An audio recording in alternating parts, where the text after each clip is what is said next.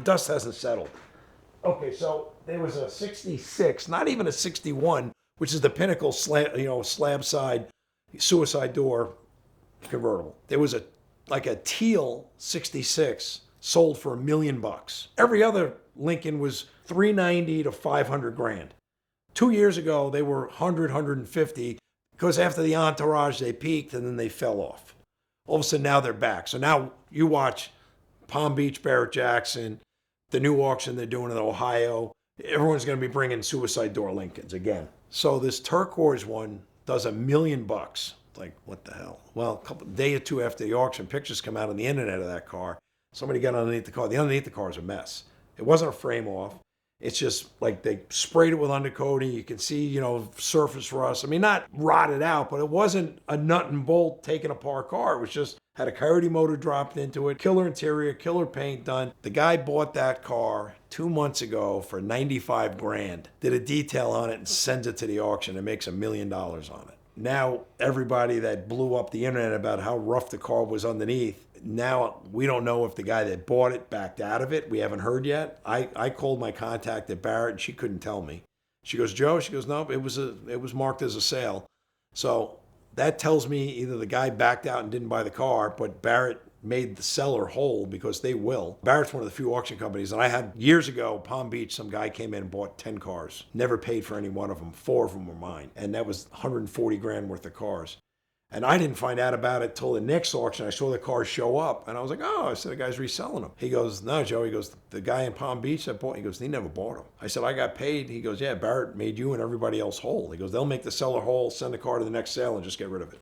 And either take their lumps or maybe make money. In that case, when they resold, I think they took a hit on 1 or 2 of them. I think it was probably like almost a wash. So Barrett will make the seller whole, because the seller did nothing wrong, and they feel it's their responsibility to make sure the seller gets paid, and they'll deal with the consequences and the legalese and legalities of going after the guy that supposedly bought it, or going after the seller if it was misrepresented. I read the description, and the description was good, but he didn't misrepresent the car. He didn't claim it was a nut bolt, frame off, blah, blah, blah. He just represented the car was cosmetically restored and brought to this level, motor change, this, that, the other, new interior, chrome and trim.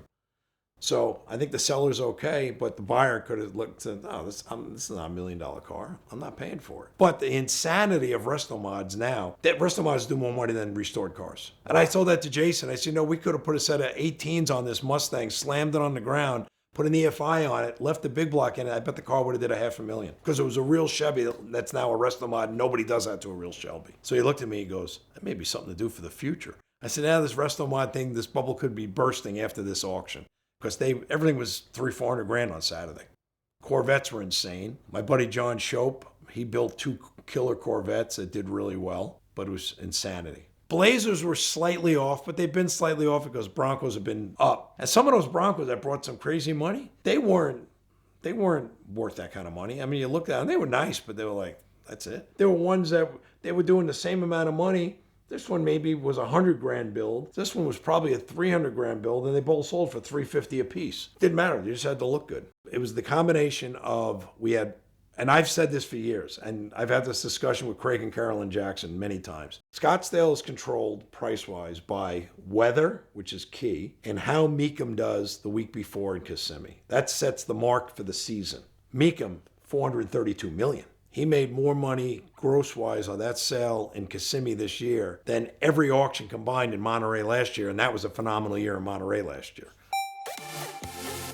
AutoTempest.com just got even better. We've always loved AutoTempest because they compile all the results from all the major listing sites into one place with one search. But now they've just added their search by description option, which means that you can just put in a string of text of what car, what miles, whatever you want, and they go to all the sites and give you the results so quickly and so powerfully, so you can see the entire market with more advanced precision than ever before. Of course, if you still want to use the traditional drop-down menus of year, make, model, trim, price, miles, all the things, they allow you to do that, but this makes it so much faster and so much easier to find exactly the car that you're looking for from whatever deep dark corner of the internet it might be trying to hide in. And so check out AutoTempest now at the link in the description below or with the QR code on your screen to thank them for their support of VINwiki and find your next car on AutoTempest.